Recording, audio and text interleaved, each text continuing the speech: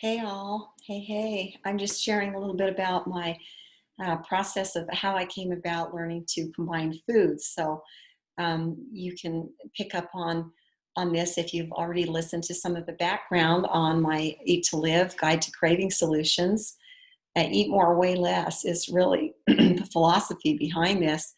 And the reason that it works so well for us is because it keeps the toxic load in your gut down, and that allows your brain and your whole immune system to work better and to become more effective.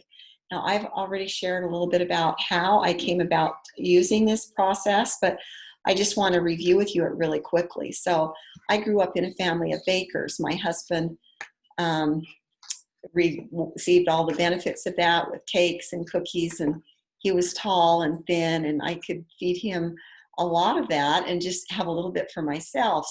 I've always just had a real sweet craving, and that has made it so even though I learned to cook really well and healthy, I would often fix things for myself and share them with the family as a way of satisfying my own cravings. And that, of course, attributes to poor health and inflammation and some of the problems that I've had in my life. I don't do well with medication, so just taking Advil and things like that really messes with my stomach, and it may as well with some of you. So this will really help you find some solutions if you can listen in. Now, I had something else very important that happened 25 years ago. Greg was diagnosed with fatty liver disease. And for those of you that have know about that, have had it, the liver just accumulates all this fat because of damage or cirrhosis, and it just keeps killing off the liver. And so when the doctor looked at it and did a poked a big old tube in and pulled this out and took a look at the density of the problem, he said, you're advanced in this and you probably have 10 to 15 years left before it will just kill you because of your liver. And this was a long time ago. So after losing my first husband to brain cancer when he was 30 years old, I didn't want to go through that again with Greg. So we really went to work at this, and we took a course through Clinical Health Institute that really helps people that have chronic illnesses with their kidney and liver or blood just fight to live and use their digestive system to help their body heal and eat foods that will heal and find out what foods they react to. So that's kind of the basis of it. I wrote this book back in 2004, Eat to Live, A Guide to Craving Solutions. So there's nothing new. I know there's books out there that say Eat to Live that are written by a doctor and whatnot, but those were written after what I've been doing, and I'm an advocate, a nutritionist, and an advocate of all proteins. I'm not vegan or anything, but I do have a really healthy lifestyle. Anyway, so my friend recently introduced me to the doTERRA Lifelong Vitality Pack. And as soon as I started taking those, I noticed an improvement in my physical energy. My lack of focus was improved so greatly. It's really helped me to do what I'm doing now. And it also really helped with my chronic pain. So my husband was taking it, and as soon as he started on it, he noticed improvements a little more slowly than me, maybe a few months down the road. He was able to get off his meloxicam and just feel a lot better and able to reduce and remove his blood pressure medication altogether. The nutrients in it are so bioavailable that when he takes it, he's fine. And he's remained off his antidepressants that he's used for many, many years as well. So we've just been thrilled with the results of it. The two other things that I added to that mix was the Terrazyme, which is not a probiotic, but a lipase, protease, and amylase that helps break down the food in your gut so your body can absorb it. And this really helps. This gut help really helps my brain. We ran out of this recently, and we didn't use it for a couple of weeks, and both of us tanked. And as soon as we got back on it, the vitality and the energy that goes along with that, those vitamins came right back. So it's obviously still doing what it needs to do in our guts. And then there's the PD Assist, which really is a great probiotic. It is double encapsulated and it gets down into the lower gut. So I really like the way it works. I've tried many, and this one is by far the best. And I've had such good results with my stomach. So why do we get bloated and stuff when we eat? Why does it give us a stomach ache, a headache, nausea? And it might be because our bodies are a little toxic. We might be adding foods one on top of another without allowing our bodies to fully digest it. And we don't really know. Sometimes we just have to eliminate things and then put them back slowly to find out. So that's kind of what I'm going to talk about today. I would recommend, if you eat fruits and you're doing this program with me, to reduce it and maybe just have a little bit in the morning, sometimes a little bit before bed, but not after a meal or not on top of a meal. If you are taking with a meal, do them a little bit at the beginning so that it can kind of work through without causing a lot of bloating, which is one of the things that I notice with that. And test the fruits that you eat down the road. But right now, while you're trying to manage your weight, which a lot of you might want to be doing and lose those unwanted pounds, you can just eliminate it to maybe some berries, some of those apples that are really not too sweet, the kind that you don't really want anyway without a little salt on them.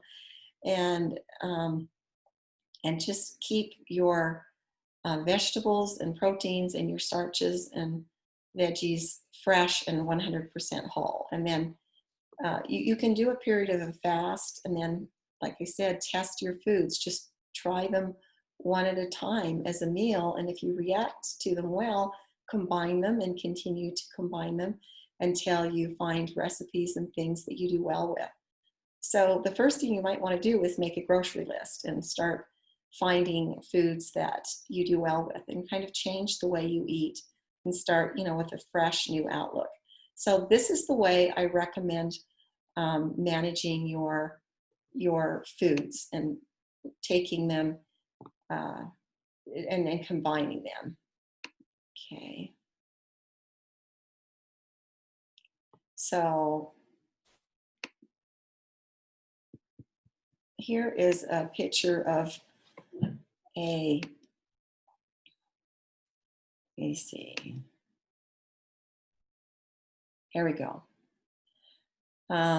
Protein and veggie days. So once you've tested your foods and start to combine them, you separate the days that you eat, not just the meals, but the entire day for the whole 24-hour cycle. You combine your proteins and veggies on a single day, and on another day, you'll combine your veggies and starches.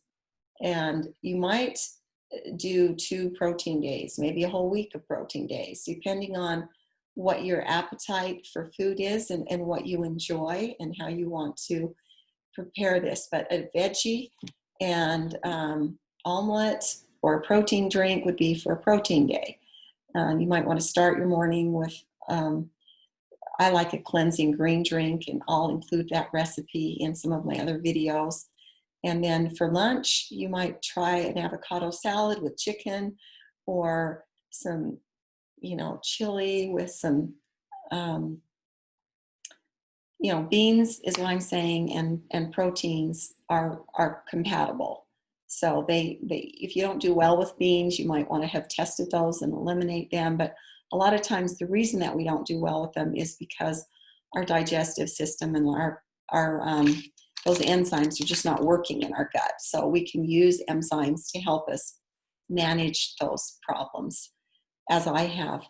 And for dinner, just broccoli and a steak. So you've got a protein day with mainly your vegetables and whole fresh meats. You don't want to have chemicals in them and processed foods. I mean, if you have to go out to a restaurant, you're going to have to look for some ways to make that work for you. And then on the starch days, that would be a day when you're starting out with some oatmeal maybe, or berries. And you can also use a protein drink on a starch day with berries. But I would try to stick with the starches. Your body gets hungry, and you don't want to let your body start to produce leptin and other hormones in your body that are stressful that actually stop your body's production and use of the foods that you eat. Okay, so, and here is another idea for lunch on a starch day, maybe brown rice and veggies, or roasted veggies and a salad.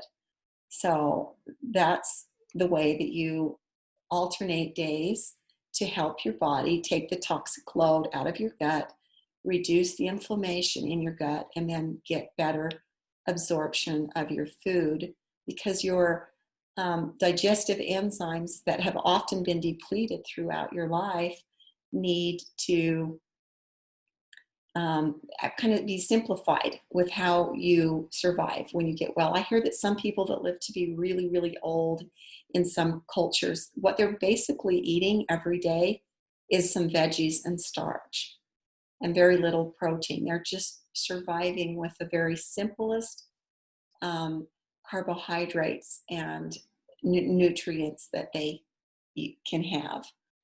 Okay, so, and then for eating out, it's tricky because everything is combined because that way it stays in your stomach for longer and you don't get hungry.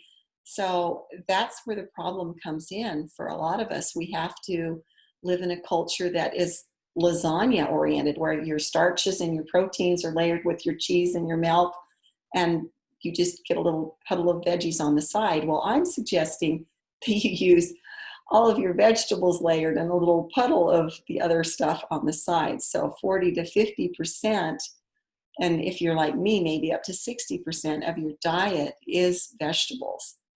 And when you're out to eat and your waiter says, would you like me to let me get you your bread? You could just say to them, well, I'm going to wait on the bread. And would you just, if you have some extra veggies, bring those out for me? Or when you order your meal and there's going to be a potato with everything, just say, could I get an extra side of vegetables? And most waiters are really happy to help you with that.